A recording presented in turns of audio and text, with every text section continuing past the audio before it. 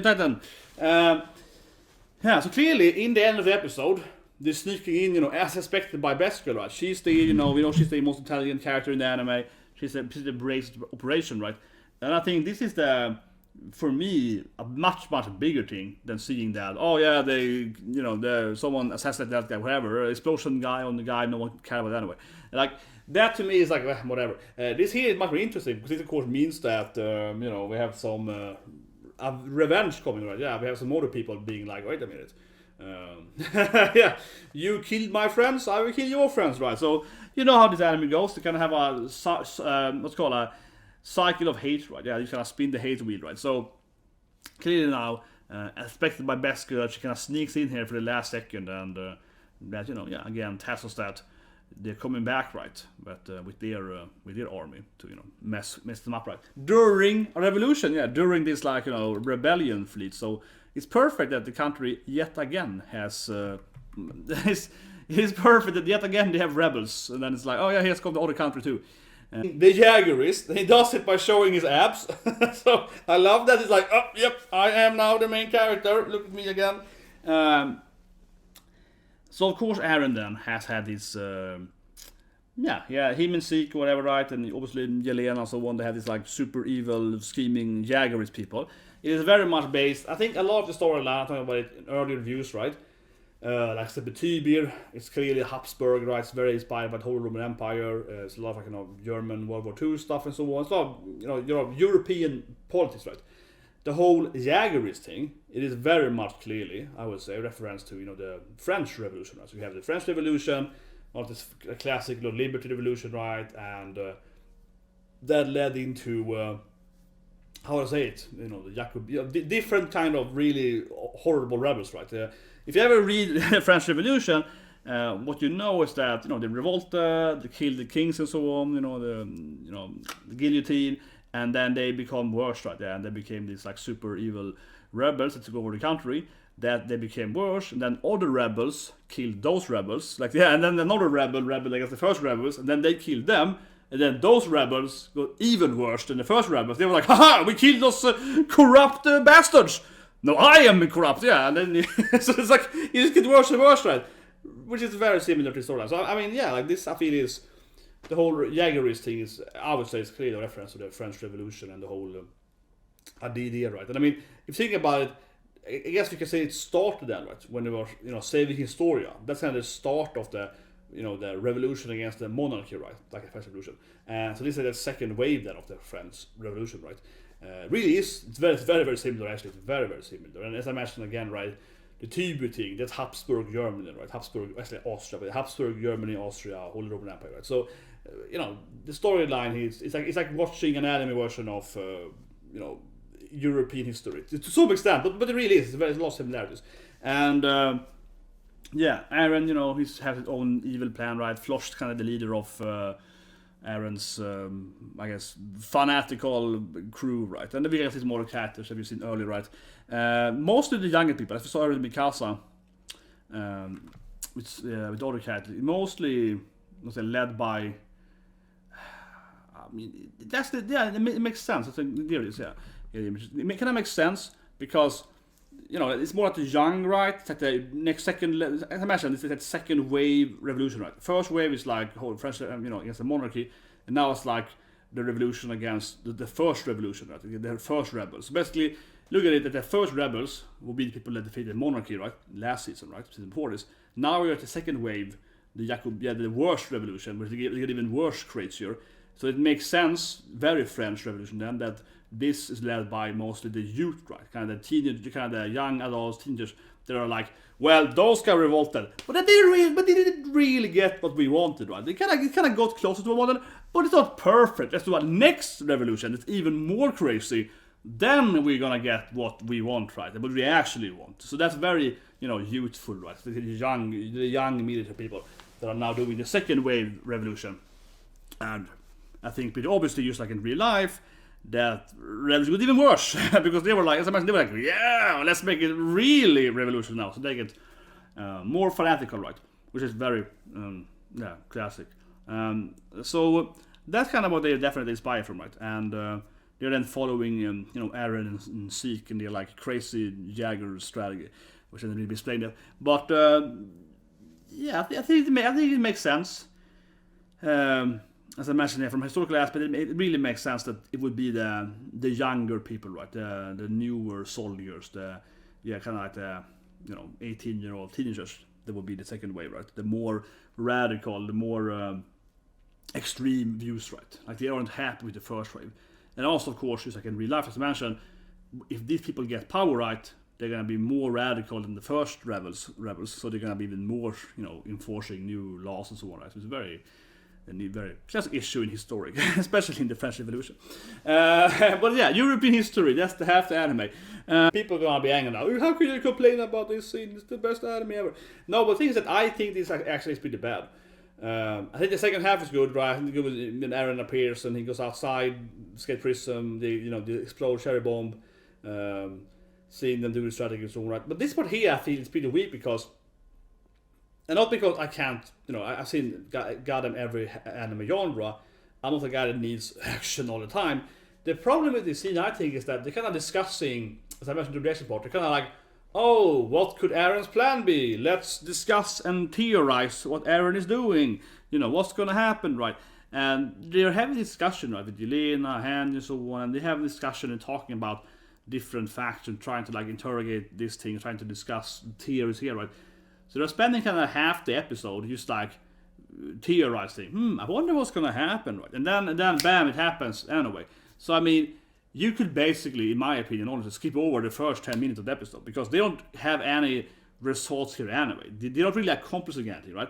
The theories they are putting forward is explained to us, the viewer, very rapidly afterward anyway, right? Most of it. So they kind of, I feel this is just kind of slow paced, right? Honestly, I feel it's just kind of like unnecessary slow pace where we see some characters trying to figure out what's going to happen, and then they are too slow to act anyway. So their whole discussion is honestly, I think, kind of pointless because they're gonna in your face anyway what's going to happen, right? So I think this is kind of unnecessary slow paced. You can easily cut away these discussions, and it would be, I feel, honestly, kind of an episode. It's kind of harsh, but I do think that's true. That like what did this actually add to the episode, to the storyline, really? Seeing the discussions. I mean, you get a little more of their take on it, I guess, and so on, but really not that much, right? So, especially because I think it would be one thing if they have this discussion, right? And then we see Best Girl hiding and so on. We see the Best Girl stuff, the older empires coming. We see that stuff, and then we let it something else. We did not see the Eren revolution strategy, the Yeagerists. We did not see the Yeagerist stuff. If that was like in, let's say, next season, whatever, right?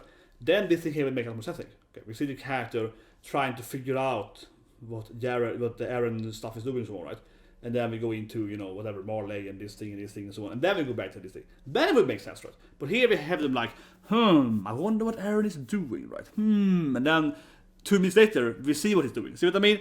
Like, it's kind of like, why do we have a scene where you're trying to figure out what he's doing if the anime is going to tell us what he's doing anyway? See what I mean? Like, it was like, again, if it was like a 5-episode in between this here and then the actual Yeagerist thing, I think it would make a lot more sense. But now it's like, okay, it's like a build up, but not really a build up. It's like a bad build up, I guess. Yeah, like I do think this is bad, honestly. Like, this is probably the worst. but no, but it's just kind of slow. It's kind of like, okay, and then whatever. Yeah, like, it's just kind of pointless, honestly. There's no wonder they keep having rebels and have the French Revolution times 3 every time because, as I mentioned during the reaction, they have all the different military sites and they're so goddamn ineffective. It's always like, oh, what should we do now? What do you think, older military guys?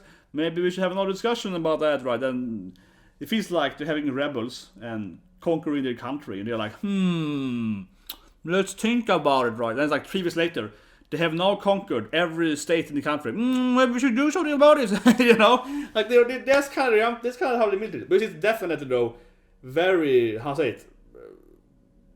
consistent. Whoever rules this country is always like this. The same thing with the last monarchy, right? So if anything, I guess you could actually say that the Jägers are right?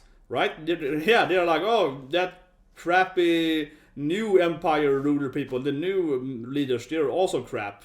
Let's kill them and we can lead instead.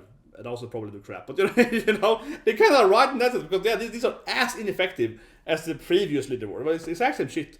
They're like, oh, let's save ourselves for not do anything, and let's talk about it for 3 more months or something until we lose everything, and then we can maybe confront them or something, right? So, yeah, consistently a really horrible country from a government standpoint.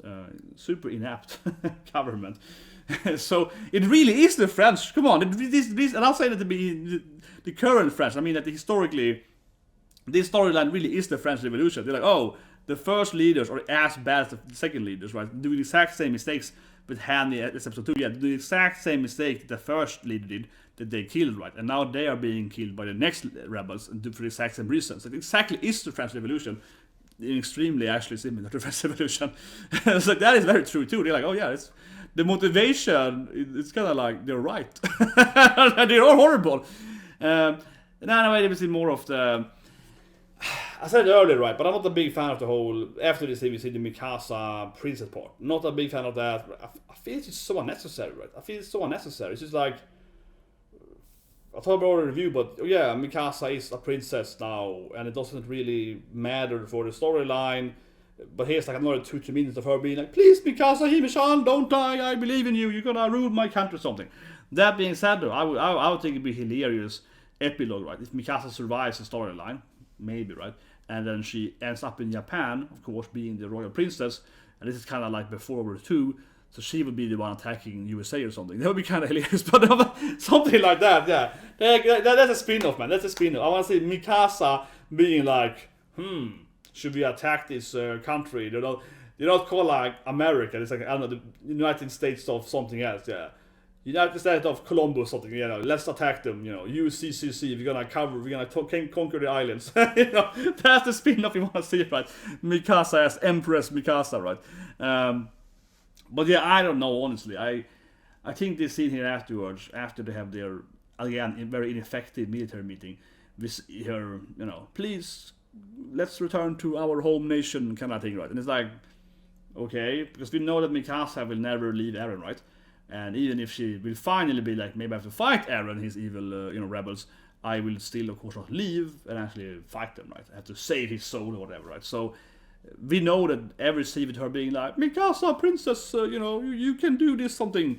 And she's like, yeah, whatever, right? Because, yeah, I just know that they feel kind of pointless out of me, because we all know that there's no way ever that Mikasa's gonna be like, you're right, let's go back to Japan, let's leave this country, and just, that's never gonna happen. And at the same time, she's like, please don't, get in trouble.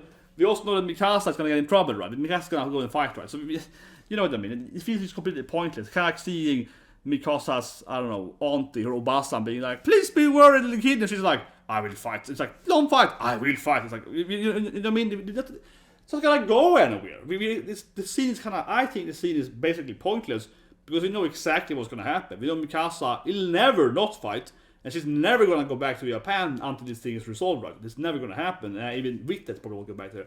So it just feels like, there's another 2-3 minutes of her saying that, you have the Triforce girl, please join my empire or something, and then it's like, no, I won't, please join, and then, it's like whatever. So, yeah, I don't know, I think the scenes are kind of pointless. I think the whole reveal of her being a princess doesn't really add, anything. It's just like, okay, and then here again, they're like, please, come back to me, or, it's then like, please, we have to return, or something. I don't know, it's just, it feels like nonsense. That being said, though, well, actually, that's probably why I think that, honestly. I really hope she goes to Japan, right, so to speak. I really hope she does, because now we have this character, again, spending time with her, being like, go to Japan with me and so on, right, girl.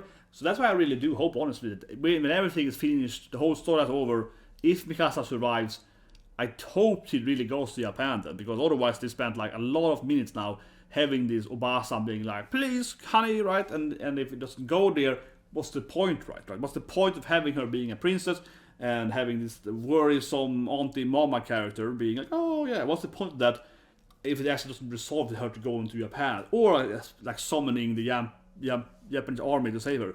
I guess, right? But maybe that's all version, I suppose. Mikasa going to Japan, taking that army back and fighting the mob, whatever. Yeah, that I guess could be a thing. Right? So it's like that is the other 2 ways I can see it, right?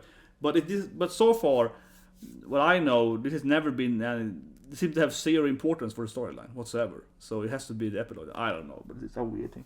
But whatever. That's what I'm telling you guys. Subscribe to episode 1. I'm gonna see you soon. Go to, of course, Twitch now and watch Mushoku Tensei, the ecchi perfect isekai anime where he's like, oh, I got some figurines. Love that anime. And we're gonna watch Non-Yon Biar. See you guys soon on Twitch with isekai demons, perhaps this episode. There are some kind of flying fortress in the sky, so you see if he's gonna fight some actual demons. It's gonna be cool. We haven't really seen any, like, how I say it, evil fantasy monsters yet in that isekai anime, but it clearly has some fantasy isekai stuff, right? So, now I see you guys and